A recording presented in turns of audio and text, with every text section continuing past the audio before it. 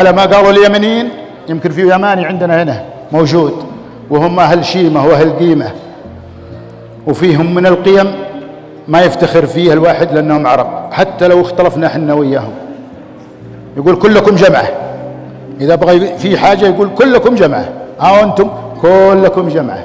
والله العظيم إني لم أسر إلا ويدي فوق يديهم، والله. ويمكن ما أدري هل وصل الخبر إلى عقولكم الآن أني لم أسر إني إلا ويدي فوق أيديهم، ولم أكن ضعيف أو ذليل، وأني كنت بعزتي وكرامتي، وهم حفظوا أيضا عزتي وكرامتي.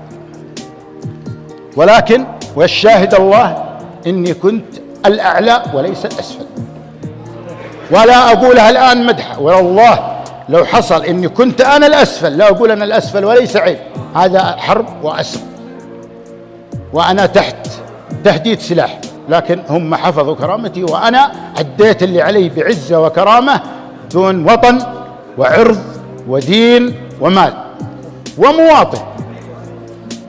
فأبشركم، والحمد لله هذا ما هو بتوفيق من الله، ما هو بشجاعة مني، هذا بتوفيق من الله. والآن في نهاية كلامي أحب أن أعطيكم حكمة، لا تسأل هذه الحكمة في خلال الليالي هذه اللي راحت كتبتها كتابيا. معلش،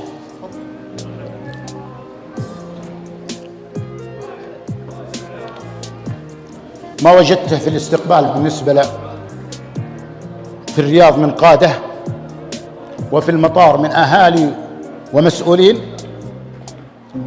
وما يمكن حتى قبل ما أدخل الطائف في ناس استقبلوني والله وأنا باقي ما دخلت الطائف، قبلوني على الطريق. وما وجدته الليلة،